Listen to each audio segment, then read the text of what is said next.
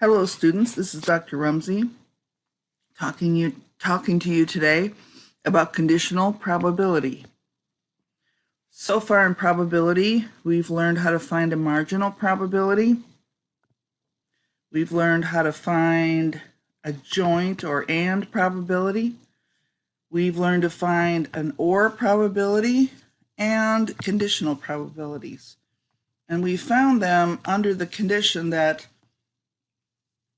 the information we needed was in the problem. And what we had to do is put it together using the complement rule, the multiplication rule, and the addition rule to help us to solve the problems.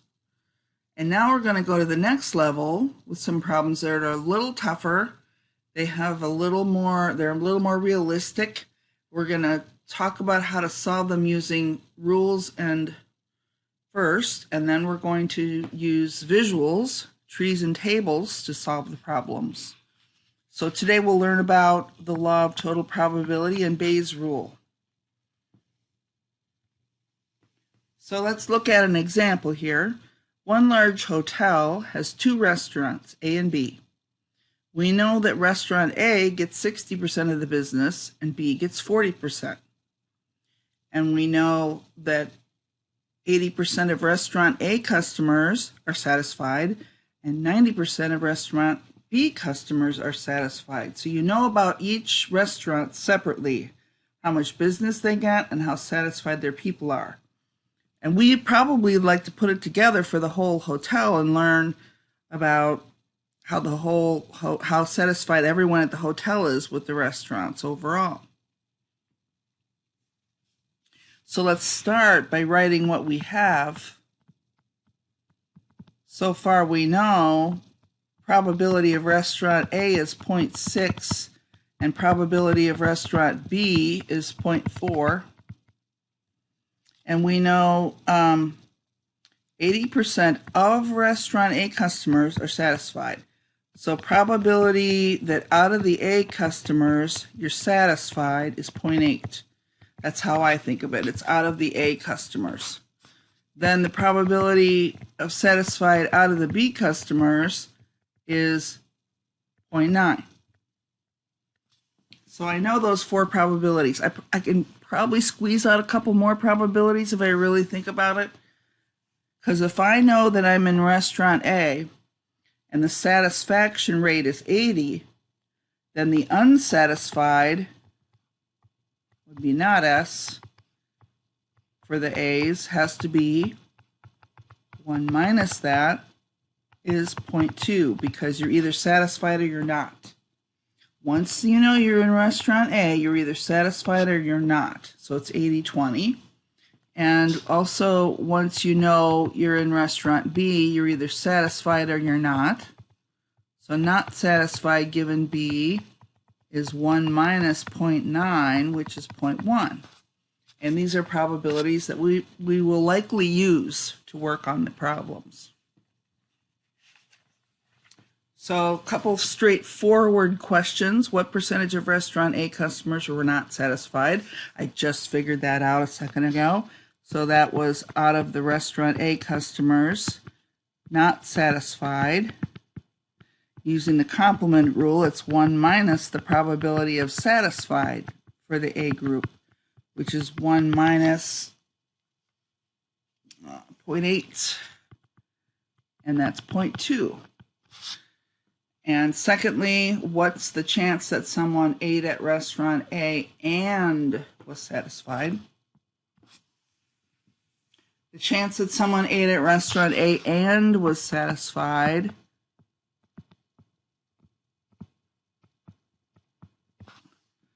okay, that's an and question. Notice it's just someone, anyone, not someone at restaurant A, not someone at restaurant B, someone. So anybody has these two characteristics, so you connect them with the and you use the multiplication rule for that. Multiplication rule says P of A times P of S given A, and we have those probabilities. P of A is 0.6 and P of S given A is 0.8. So that's 48. So those are two kind of straightforward problems. I don't know why I gave myself an entire slide to solve them. Don't need to do that. Harder questions now. Same idea, but we're going to build it up a little bit more. What percentage of all restaurant customers are satisfied, whether you're at A or B? All restaurant customers satisfied. So they want probability of satisfied. We don't have that. If a restaurant customer reports being satisfied, what's the chance they ate at restaurant A? Okay, so that's another question you'd like to know. So if they're satisfied, what's the chance they ate at restaurant A?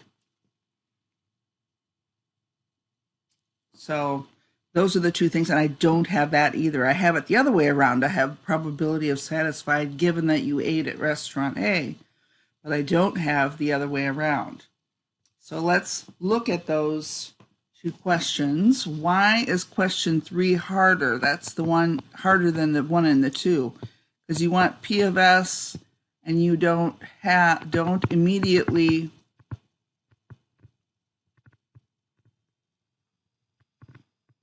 have P of S.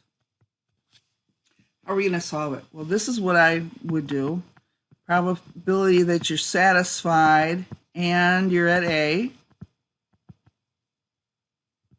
or, which is plus, I might as well put a plus sign in there, plus, or, satisfied and B. Now, if you believe this first step, those are going to add up to P of S, you're in good shape. You can also take a look at a little table. Let's put one in the corner here. Here's restaurant A, here's restaurant B, here's satisfied and not satisfied. You want the total that are satisfied, so look at this total. That would be P of S out in the margin, the marginal probability. And how would I get that probability? I would add these two things together, this one and this one, right? Well, the number 1 is satisfied and A. That's over here on the left side of my equation.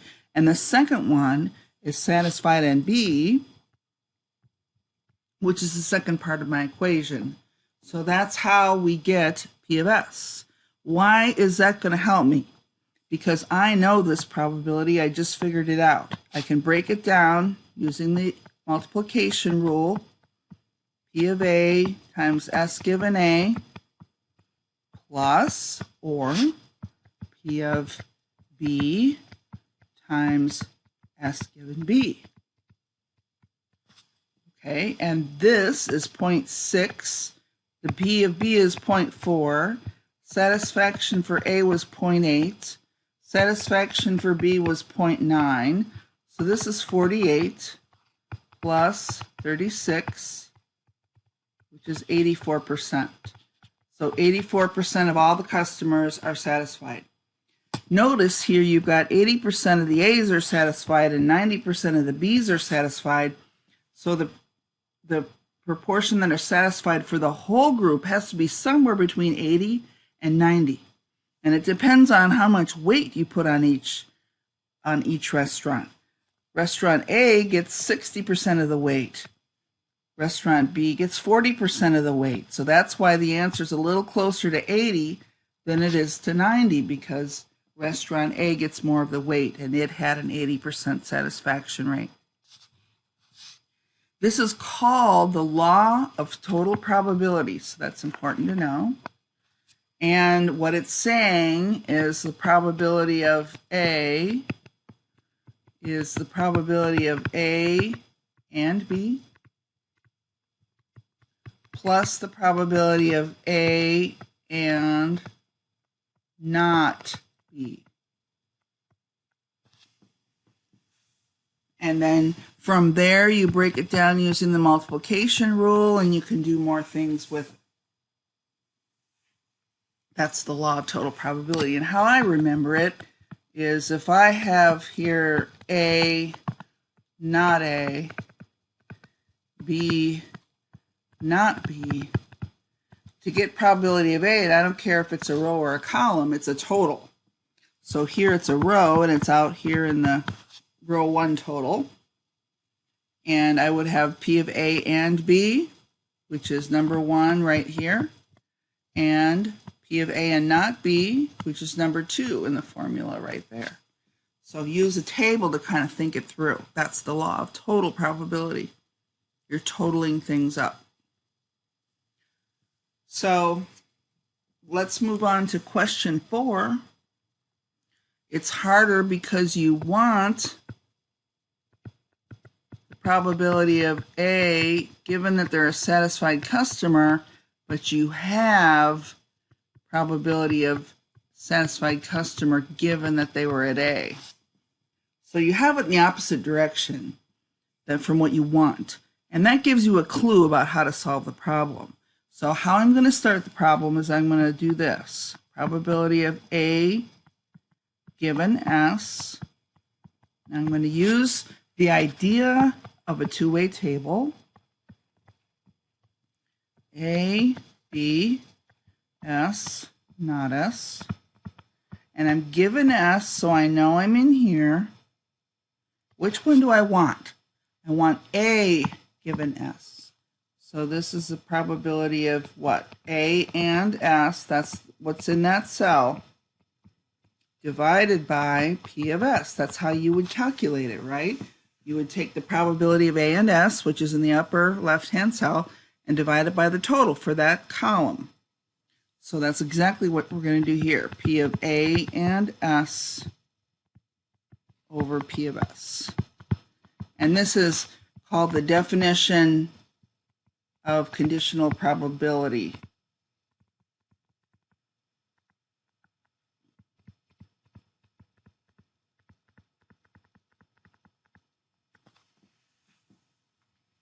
It's really the multiplication rule, just dividing both sides by P of S is really all it is.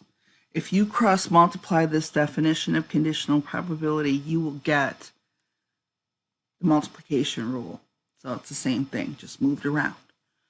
Okay, so I'm going to start that way. If I want P of A given S, this is how I'm going to do it. P of A and S, you take the and of the two things divided by the total. That's your new total, P of S. Okay, so we're going to do P of, let's go back, A and S over P of S. Guess what? We found this out already. This is 84. Law of total probability, not toilet paper. It's total probability. Just kidding.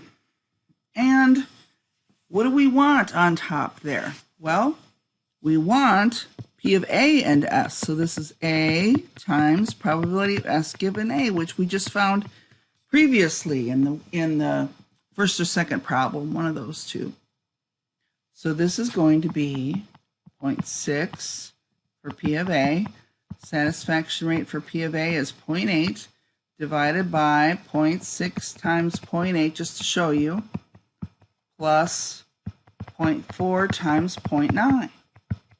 So out of the two ways to be satisfied, A and B, you want A. So something will always match. The top will always match something on the bottom with this. And let's see what our final answer is. 48 over 84 is 57.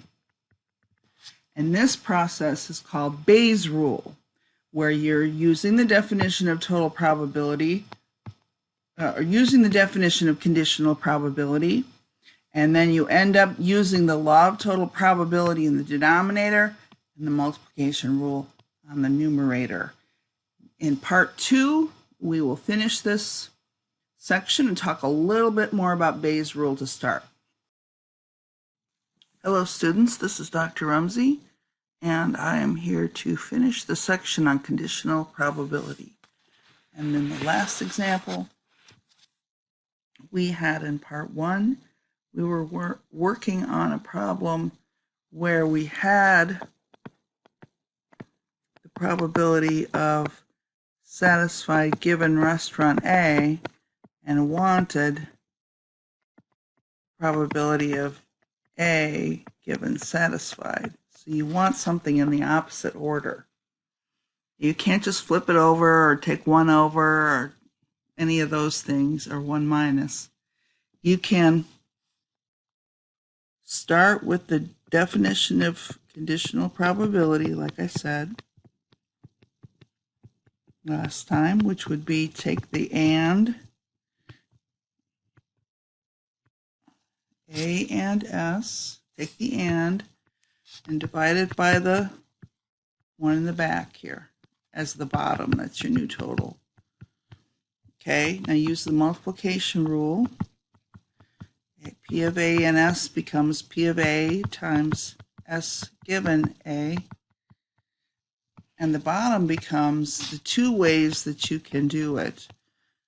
The 2 ways you can get S are S and A plus S and B. So you can be satisfied and A, satisfied and B, and you add those together. So this is going to be P of A times P of S given A over P of A times P of S given A. Those match the numerator there, plus P of B times probability of S given B. So you want the A1 over the A1 plus the B1, basically. And when we worked that all out, we got 0.57 given the information that we had from the problem. And this whole thing here is called Bayes' rule. He's the person that invented it. And you don't have to memorize that formula. If you can start at the top here and work the problem out 1 step at a time, it'll become what you need it to become. It's important to know, though, that it is on the formula sheet if you want to see it. Now you can make a visual representation of the probabilities that we've been talking about. You could do a tree, or you could do a table. We've seen some tables before, but we haven't really seen trees. So let's take a look at a tree here. So let's look at restaurant A. So that would be P of A. Well, let's just do, yeah, that's fine. And then P of B for restaurant B. So restaurant A, restaurant B. And it was 0.6 and 0.4 was given in the problem back in part 1 of our discussion. And then it's kind of neat part of a tree here. The second branches are conditionals, because here you're knowing that you're starting with P of A, so you know you're at restaurant A. Well, what can happen to you? You're either satisfied, given that you're in restaurant A, or you're not satisfied, given that you're in restaurant A. Either way, you're in restaurant A, coming back from here, and these have to sum to 1, because once you're in restaurant A, you're either satisfied or you're not. And for restaurant A, it was 80, and 1 minus 80, if you remember, what we solved there would be 0.2. And then in the bottom for restaurant B, you could be satisfied given B, or not satisfied given B. But either way, it's given B, and those two should also sum to 1. Restaurant B had a 90% satisfaction rate, so the non-satisfied is 1 minus that, 10%. And in the beginning, these two these two should also sum to 1. So every time the tree breaks off, you can sum to 1. Now, what's really neat too is when you multiply out these pathways, you find all the and probabilities. So for example, P of A times P of S given A, we know that that's going to be P of A and S.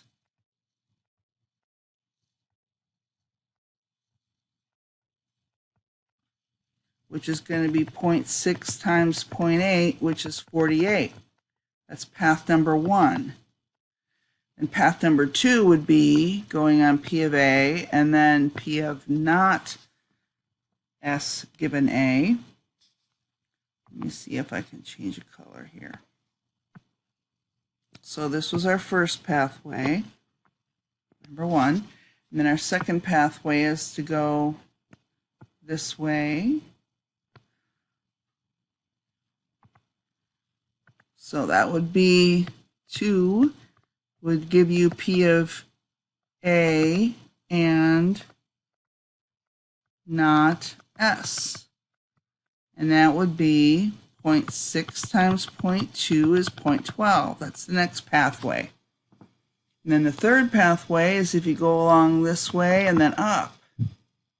That would be B times S given B. And when you do that, you get B and S, or S and B, would be 0.4 times 0.9 is 36, and that's the third pathway. And finally, the fourth pathway would be the bottom route and the bottom route. That would be B times not S given B, and multiplication rule there would be P of B and not S.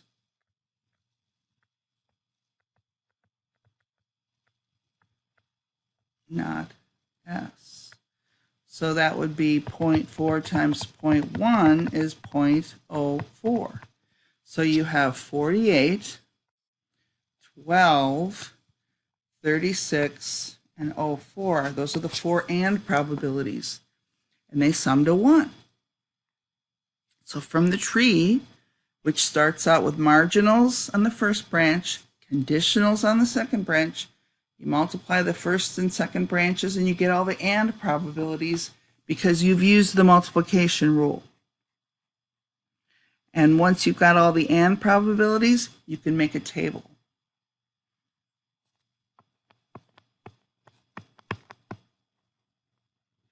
So you can put those 4 probabilities right in the table. Restaurant A, restaurant B, satisfied, not satisfied. This was number 1, which was A and S, which was 48. 2 was A and not S, which was 12. 3 was B and S, which was 36. And 4 was B and not S, which was 0.04.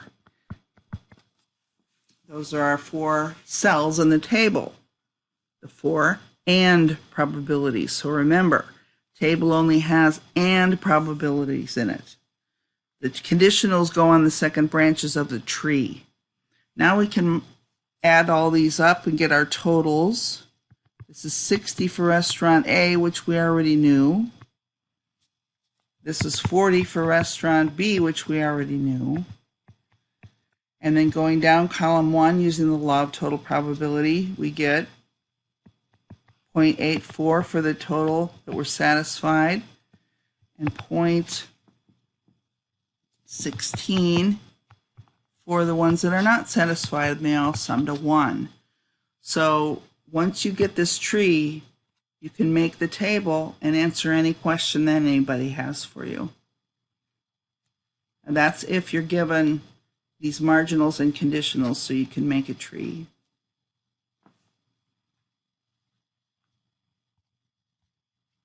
Oops.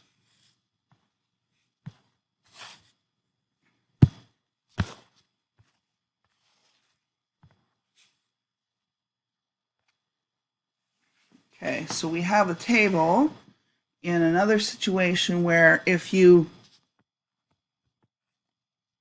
could start with the table.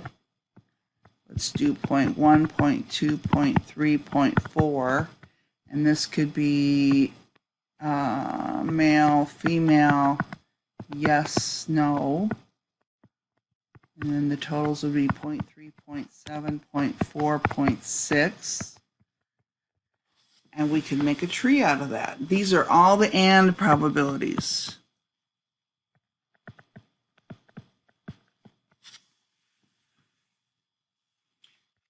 Okay, and then from there we can make the tree. We could do, usually there's something in the problem that you know for marginals, so we could say male, female, and then given male, it's yes,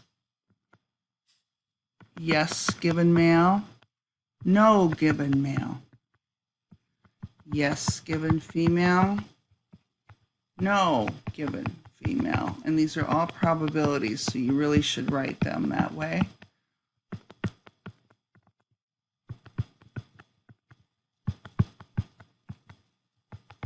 And if you were asked to find these, P of M, we know back here is 0.3, P of F is 0.7. So this is 0.3, this is 0.7. Probability of yes given male, how do we do that? Yes given male, so we're given male, and we want the yes, so we want 0.1 over 0.3, 0.1 over 0.3. And then no given male is going to be 0.2 over 0.3. So this is 0.2 over 0.3. And then you can figure that out, like 0.1 over 0.3 is 0.33, and 0.2 over 0.3 is 0.67. And then for the females, you have yes is 0.3 over 0.7, and no is 0.4 over 0.7. 0.3 over 0.7, 0.4 over 0.7. So you can figure those out. You can go back and forth from a tree to a table and a table and a tree. Now, which one should you use first? If you have like P of A, P of B given A, etc., I would go for the tree, because this would be your first branch, the marginal there, and then your conditional would be the second branch. If you're given P of A and B, you would use the table. And there are and probabilities in there. Or if you could get those probabilities quickly. The easiest way to answer questions is to get to a table. You can't always get to a full table, though. So you can't always use that approach. But if you can do it, that's the easiest way to answer the questions. Make sure you're labeling everything and showing all your work on the homework. And that's the end of our discussion on conditional probability.